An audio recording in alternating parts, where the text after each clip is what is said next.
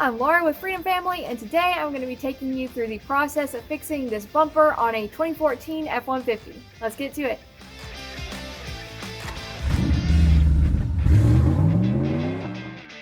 Okay, so even though this bumper is two separate pieces, we're going to have to start by removing this plastic piece that is attached to both bumpers. What we're going to need to do is remove parking sensors, lights, and then there are plastic little clamps, bracket holes on the bumper, and they're pretty... That didn't sound good.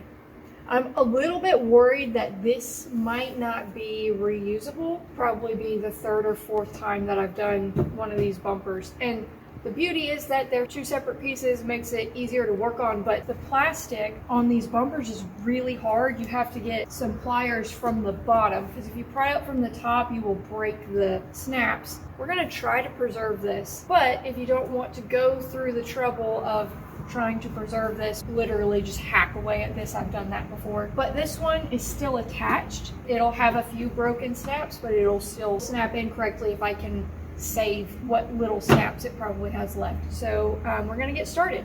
I'm surprised that didn't just snap right off. That is supposed to be tucked up in this bumper piece, so I'm surprised it's still even there.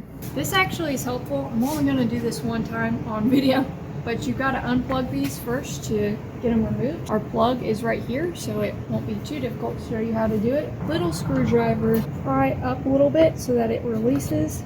You can try to depress this like it's supposed to be removed, but it does not work, trust me.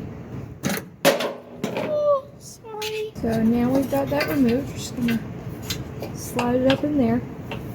And then this has got two wings on it. You're just going to want to push the wings up and then push this out.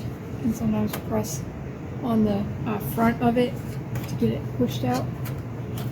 And there it is. So these are the wings that you're pushing up so it can make it over these tabs. Now your parking sensor's out.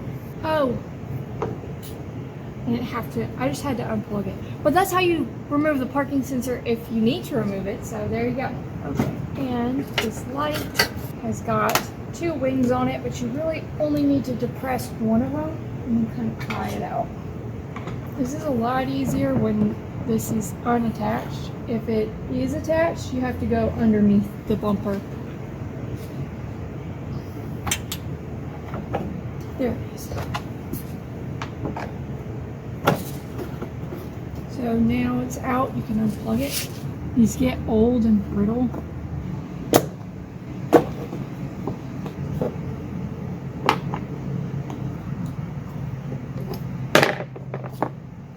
Yeah, it's like you gotta depress it, but the button is not working because it's so hard and old. So we use our third hand called the chin, I guess.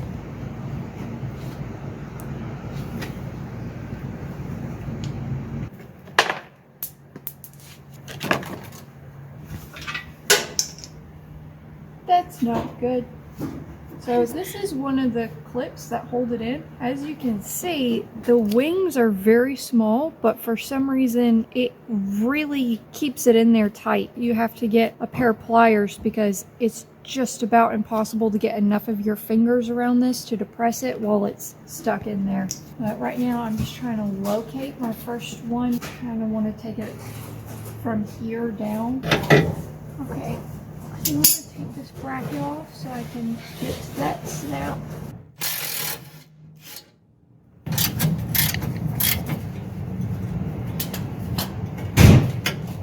If these don't give you neck muscles, I don't know what will.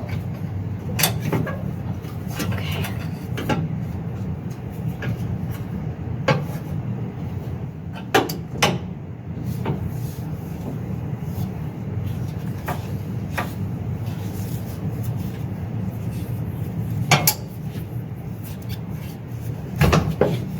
Broken 1, 2, 3 that I can see. Yeah, it only has one remaining. This might have to be replaced, but for now we're going to try to see if we can salvage it. Now it's off on this side. I'm going to move to that side.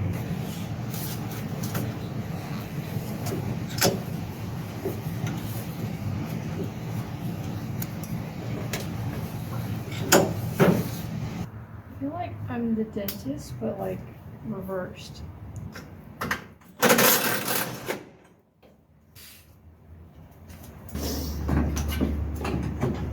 See, I don't care if these two break. I can't get to them anyway. Now we're just attached by this wiring harness. Just gonna pop it out.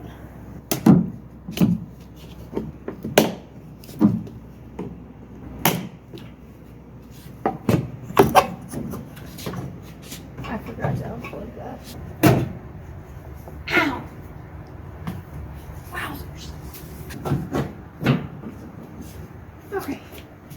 Yeah, well, I did break them, but that's fine because these survived. So this one doesn't have any left. That one's broken too. Yeah, I don't know how salvageable this is. I'm gonna set this aside for now. Now that the plastic is off, this looks so much worse. That took some damage. There. What we're gonna do next is just unbolt this bumper.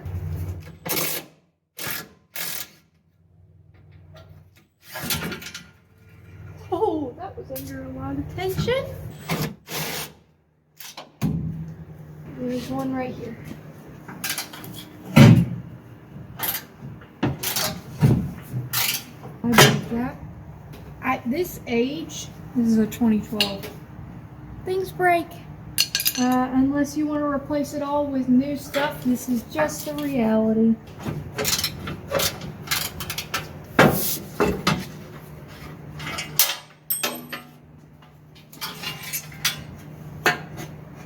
Well, we're gonna want to unplug that.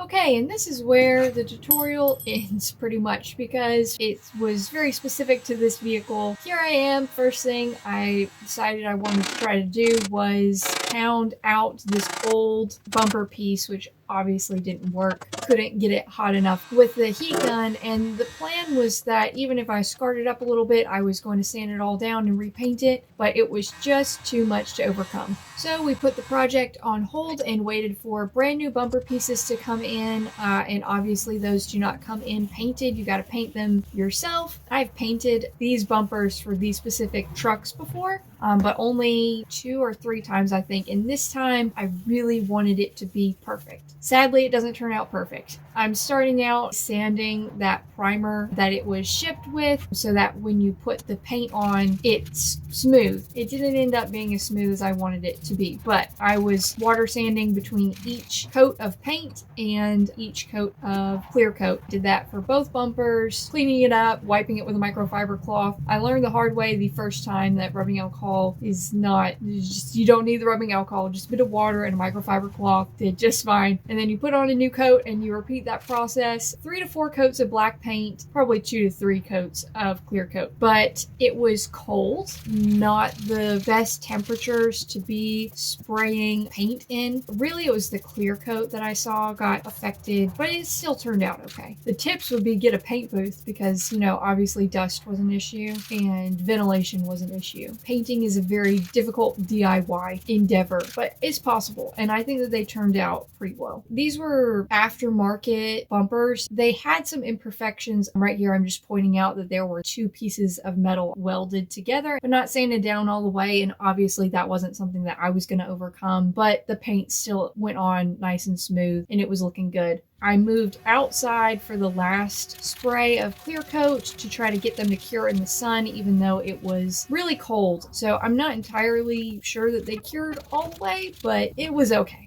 After they were painted, I dry fit the bumpers to see if I could get away with not having to mess with the bent bracket. Quickly realized that the 3rd bolt hole on the very bottom of that bracket was absolutely required. Took the bumpers back off, drilled a hole, fitted them back on, then tried to fit the plastic cover on, but the bracket was bent out of shape and the old cover had been, I guess, stretched out a little bit over time.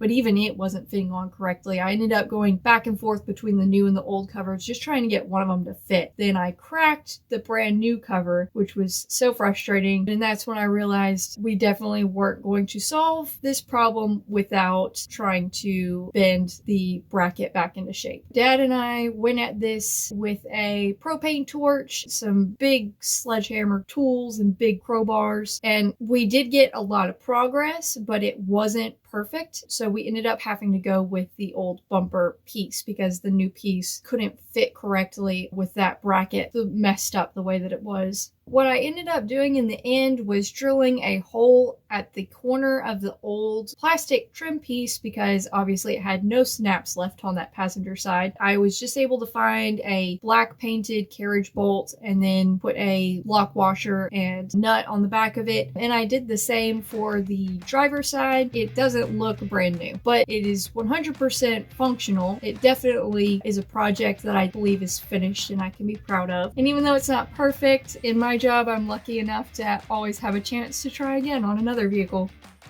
And that's it. If you found this video helpful, we'd really appreciate you sharing it with somebody that you know or giving us a like or subscribe. It really helps us grow the channel. As always, I will be happy to answer as many questions as I can in the comments below. Thanks so much for watching, and I will see you again in the shop.